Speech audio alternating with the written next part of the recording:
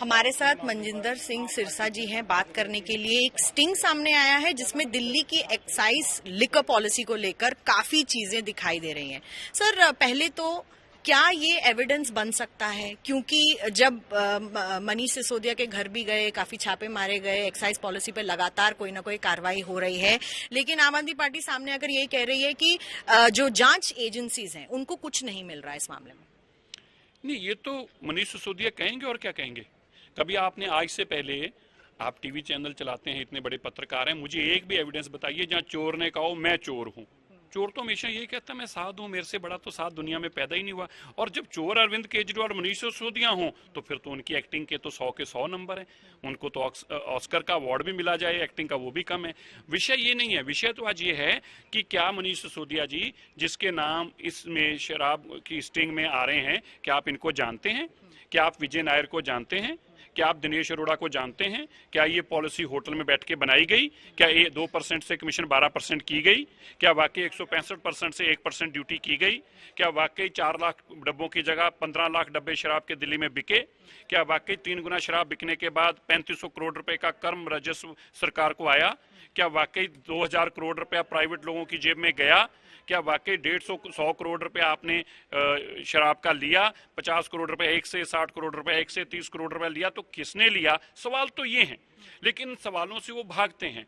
वो कभी, जब भी आप उनसे बात करेंगे शराब घोटाले की, वो कहेंगे देखिए जब अमेरिका के अंदर बम फूटा था तो फिर चाइना के अंदर शोर मचा था, तो फिर जर्मन में जब हिटलर आया था तो हिटलर का बड़ा भाई सोता था, हिटलर का छोटा भाई जागता था, कई बार दोनों भाई नहीं मिलते थे।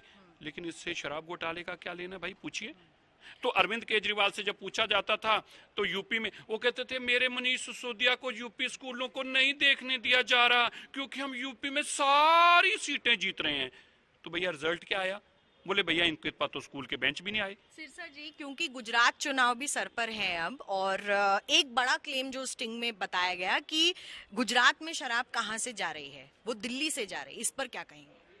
इस पे तो उनको जवाब देना चाहिए ना कि आपने 165%। मैं इसलिए कह रही हूँ क्योंकि इल्जाम जो है गुजरात सरकार यानी कि बीजेपी की सरकार पे लगाया जाता है। मैं इसलिए कह रहा हूँ क्योंकि दिल्ली में शराब सबसे सस्ती थी, ठीक है। जो बोतल बाकी पूरे देश के अंदर 550 रुपए की मिलती थी, वो दिल्ली में बोतल 225 रुपए की मिलती थी।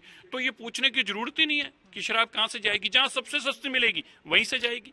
तो इसलिए 4 लाख डब्बों की जगह 15 लाख डब्बे शराब के कैसे बिकने शुरू हो गए?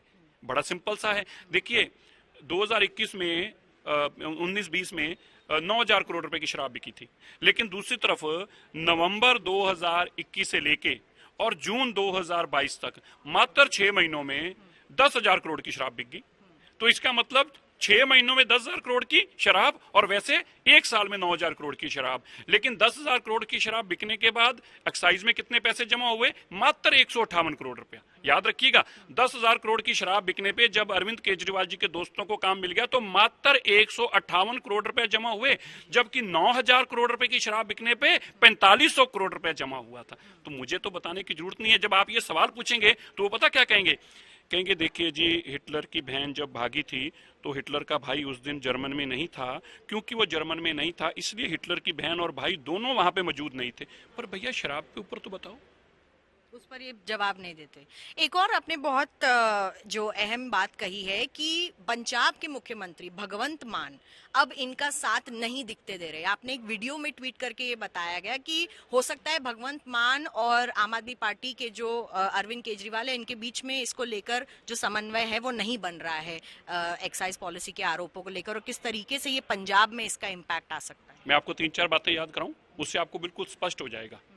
ये अरविंद केजरीवाल वही है जो कह रहा था मैं रो पड़ा, मेरी आंखों में से आंसू आ गए जब मैंने भगवंत मान जी का ट्वीट देखा, उन्होंने मंत्री पद से रद्द कर दिया। ये वही अरविंद केजरीवाल है। अब BMW का वो वहां से झूठा ही ट्वीट करते हैं कि हमें BMW पंजाब में आने जा रही है, लेकिन अरविंद केजरीवाल उसके ऊपर कोई ट्वीट नहीं करते, वो कोई बधाई नहीं देते, क्योंकि आपस में टकराव है। और जैसे भगवंत मान विदेश जाते हैं, पीछे से अरविंद केजरीवाल, मनीष सिसोदिया और उनके लोग मिलकर पंजाब में जो उनका माउथ पीस है वो हरपाल चीमा है। हरपाल चीमा के माध्यम से ये सनसनीखेज फैला देते हैं। पर्पस क्या है? वो भगवंत मान को हटाना चाहते हैं। उनके मेंबर पार्लियामेंट ने मुझे फोन करके बताया आम आदमी पार्टी के एमपी ने मुझे फोन करके बताया कि ये भगवंत मान जी को हटाना चाहते हैं, इसलिए ये सारी नौटंकी रची जा रही है। और इसका दूसरा सबूत, अग्निवीर की कल जब बात सामने आई कि पंजाब सरकार अग्निवीर की जो भर्ती हो रही है उसमें सपोर्ट नहीं कर रही, तो दिल्ली के साथ देने वाले हरपाल चीमा हैं, उनकी स्टेटमेंट थी हम नहीं देंगे अग्निवीर की सपोर्ट, क्योंकि हम अग्निवीर के लोगों की भर्ती के सहयोग में नहीं है, हम केंद्र सरकार की पॉलिसी के खिलाफ हैं। लेकिन भगवंत मान को वहां से ट्वीट करके कहना पड़ा कि अगर किसी ने, आप समझिए, किसी ऑफिसर ने इनके सपोर्ट नहीं की तो मैं उस पर कार्रवाई करूंगा। इसका मतलब क्या है कि वो जो बात कह रहे हैं कि अगर आपने दिल्ली के लोगों की बात मानी तो मैं तुम पे कार्रवाई कर दूंगा, क्योंकि वो जानते थे कि पंजाब के लोग अग्निवीर में भर्ती होना चाहते हैं। तो ये बड़ा स्पष्ट है। अब 18 तारीख को जो एमएलए बुलाए, क्यों बुलाए हैं? ये बताने के लिए कि भगवंत मान तेरे साथ कोई एमएलए नहीं है, ये भगवंत मान को हटाना है। और मैं अरविंद केजरीवाल जी से दोनों हाथ जोड़कर ये कहना चाहता हूं, अरविंद केजरीवाल जी, भगवंत मान को लोगों ने वोटें दी, आप उसको मत हटाइए, ये गलत काम है, ऐसा मत कीजिए। ये बहुत अहम और बहुत बड़ी बात सिरसा जी ने कही है कि एक्साइज पॉलिसी को लेकर जहां पर एक तरफ से दूसरी तरफ में समन्वय नहीं बैठ रहा है, दूसरी तरफ पंजाब में भी हो सकता है कुछ घमासान देखने को मिले, जिस तरीके से अरविंद केजरीवाल और मुख्यमंत्री भगवंत मान में अब जो मनमुटाव है वो बदलता दिखाई दे रहा है।